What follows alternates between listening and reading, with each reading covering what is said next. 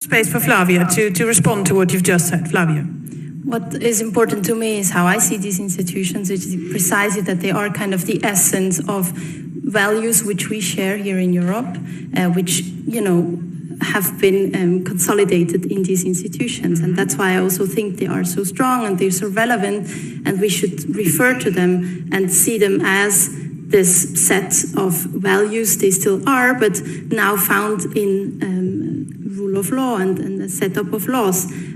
So that's what I think is so important about this whole idea of institutions, because it's precisely nothing that is politicized that much.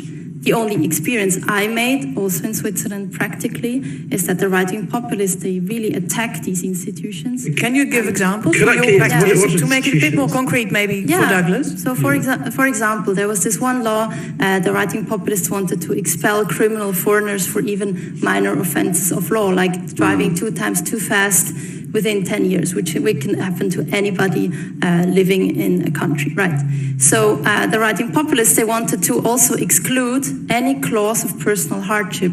So, for example, and you must know in Switzerland, 25% of the inhabitants of the country, they don't have a Swiss passport, but most of them, they have lived in the 2nd or 3rd generation in our country, so they don't really have any ties to where they have their nationality from, but still they would have been expelled out of the country for even minor infractions of law.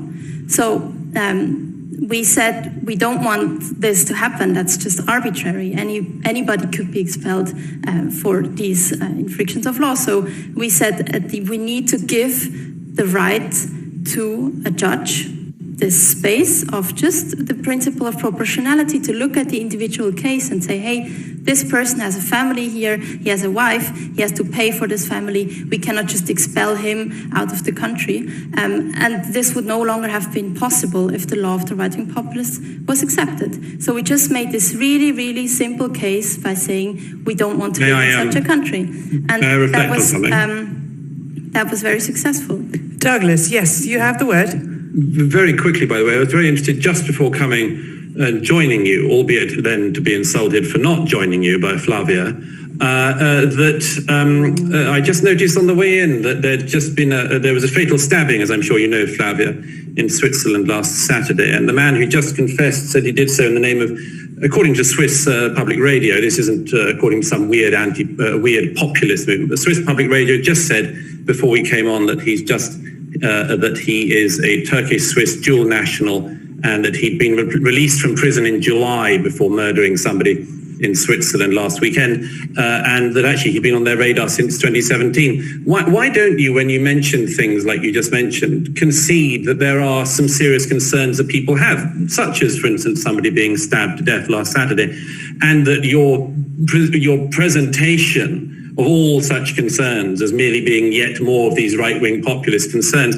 actually just might be people who are anti-stabbing, for instance, and you remain totally incapable of giving an answer to such people. But the real problem is this: you were asked a very specific question, then you went on a ramble about a specific Swiss thing. That wasn't the question you were asked. You were asked to provide some meat to the question of what you're talking about when you're talking endlessly about institutions. Which institutions are you talking about, you were asked, and you didn't answer. You started talking about a Swiss campaign. I come back to it. What are the institutions, and are all institutions, once they're created, endlessly virtuous, or is there ever a time, in your view, that an institution can go bad, and that it's quite right to point out that it's gone bad, for instance, when it becomes tyrannical or anti-democratic? Flavia. So Wow. Did he just go there and crush? And like I said, it's, you know what? They were going to pass a law in Switzerland that if you drove over the speed limit twice in 10 years, we're going to deport you. And we fought back, and look, everybody understands. Everybody's got feelings. Most people have got mercy in their hearts. Most people want justice. And like you said, because 25% of the population, why in Switzerland, why 25% of the population? I didn't know this. This is news to me. They're 2nd, 3rd generation, and they don't have a Swiss passport. Why is that? I don't know if I heard that thing correctly or not, but you were saying they have no ties to their nationality or whatever, back home. So even if you're born in Switzerland, but you're of a ethnic background, I'm not sure what she's saying in time is, but that's a whole nother point. The point I want to get back to now is the fact what Douglas says. You were asked about institutions. What institutions are there that you think are bad, or you think that are being taken over by populist nationalist movements? And then he basically asks her point blank, Flavia, are you basically saying that all institutions are completely good if they're only on the left, if they're only Marxist, if they're only socialist, and that's perfectly fine? Give an institution that if it's gone, is there a way that you can change the institution or get rid of them? Let's see her answer. All I say is what should be at the center of a political order and the interest is, to me, the individual freedom. Before you called yourself a liberal, as I understood you right. And I don't call myself anything. I'm not going to have you call me whatever you want, so you can go ahead. Flavia called you a populist. Would you agree? No, I mean, it just shows how very unaware she is of almost anything, as far as I can tell. Perhaps this is why there's no body of work that Flavia has produced, clearly, because she doesn't do her research. That point I don't think I've ever been reasonably described as a populist. Sorry. And I would add one other thing, which is that I don't use the term myself, because I think it's a term used by people who are flabby in their thinking, like Flavia, and simply set up terms in order to then shoot down mythical beasts. Douglas, sorry, we will give Flavia another opportunity to finish the point. Yes, of course. I think it's intolerable that we have... are mediating a situation where one person is insulting another person. That is not a debate. I think you should intervene and should be more aggressive and not give Flavia the word and then give Douglas the word. Good. I think both... Thank you. Thank you very much for your contribution. I think we have a situation where both speakers feel insulted by each other, and let's see if we can get any further than that. As a moderator, I would like to give you, Flavia, again the opportunity to explain this point of the liberal institutions. I understand it so that you say actually they can be your strongest ally if you want to defend liberal values, right? Exactly. Yes. Thank you so much. I just want to come back to the point. What Douglas came up in his first interview round was being afraid of immigration changing European values or European identity. And there I would actually argue that, as I said at the very beginning of starting here to speak, that in these liberal institutions, we find the European values, the essence of it, we find it consolidated in these very institutions. And I would say this is basically, that's why I think it's very counterintuitive to me why right-wing populists attack these institutions, which would somehow secure these European values here on the continent, because it's laws, they can be reinforced by states and by individuals.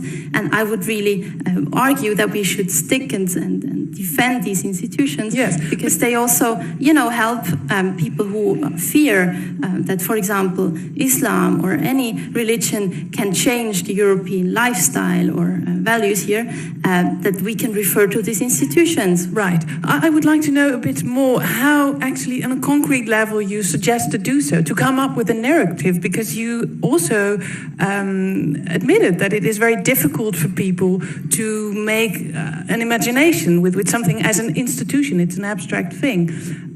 They don't actually know what they stand for, is what you said. So how does one show pride in institutions, just on a very concrete level? What's the narrative, the moving story, for that matter, that politicians should tell when defending institutions? I think one point already would be, again, to start explaining why they have been developed, these institutions. It's because it's for a reason, right? It was here to put the individual at the center of interest, or as a goal, the well-being of an individual at the center of our political order. And I am, as a liberal, strongly convinced that this is the right way to go. And I also argue that we shouldn't just stop from putting this at the center of our interest or of our political will, just because some people start to only speak about migration or to start to speak only about national sovereignty, which, in my eyes, rather puts an idea of collective sovereignty at the center of interest and not the individual freedom at the center of interest. And I think that's a really important distinction, because if we look at Brexit, for example, I see that this is actually, people are losing jobs, they're losing possibilities in their life, families are torn apart, and I don't really see how this is in the interest or well-being of an individual. So it's really against that idea. I don't see how this claiming the national sovereignty pays off. It's not about the individual anymore. The whole thing about Brexit is that you're being run by what? You're run. The EU is not an individual. It's a collective. It's being run by people in The Hague. It's being run by people in Amsterdam. It's being run by people, in European, at one singular place, and they're making the rules and the laws and establish that are overburdening, that are basically, it's the collectivization of that entire place and saying that, we have one entity here, one sovereignty, and that's going to be, in Switzerland, or it's going to be in Amsterdam, or it's going to be in Brussels. And from there, we're going to make the laws, we're going to make the policies, and we're going to drop them down on you. And then that's an institution. Brussels is an institution. Amsterdam is an institution. These are all institutions, all political institutions. And yet, she's talking about the individual.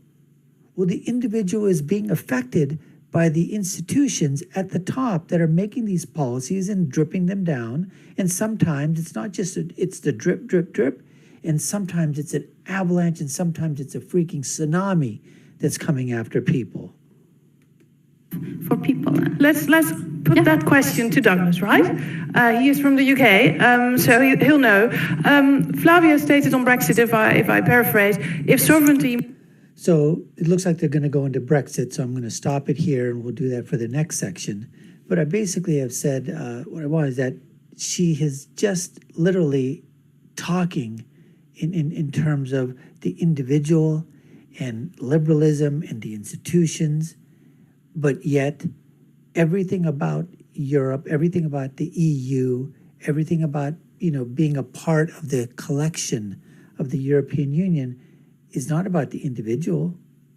It's all about the collective.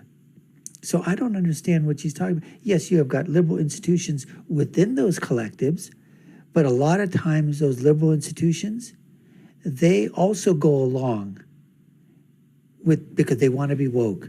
They're the social justice warriors. They're the virtue signalers. They're the people, the institutions, the corporations, the institutions that go along with the state and the collective and clamp down on the individuals. And that's what happens. Look at the whole thing with the transgender movement.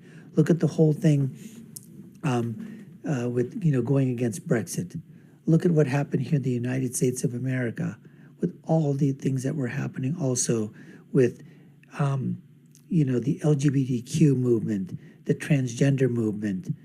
You could just go with the CRT, all of these things, and look at the woke corporations that are siding on the side of these liberal institutions, these woke institutions. That's what's happening here, folks. Anyways, we appreciate you taking the time to watch. You've been watching the Dr. Nasir Shaikh Show. I've been your host. My name is Dr. Nasir. If you haven't done so, subscribe to our channel, hit that notification bell, like, share, and follow us. Let us know what you think. This was part 6 of the debate between Douglas Murray and Flavia Kleiner. There's a ton more parts here. Check them out on our channel.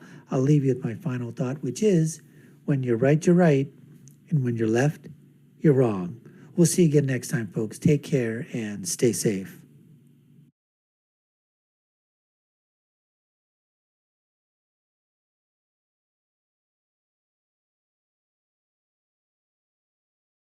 Food in the 1950s versus now. Watch this before buying groceries. So, have you ever seen those old beach photos from the 1950s and wondered why nobody seemed to be overweight? It's because a lot of what we eat now, even if it's branded as healthy, is actually far from it. Craziest part? It's not even our fault. Americans used to grow their own food, shop local, and even if we try to shop local now, none of what we're actually buying is as good for us as it was in the 1950s. So, I just came across this video that talks about how modern farming is actually ripping out most of the essential nutrients right out of our food. This is a huge reason why we're dealing with so many health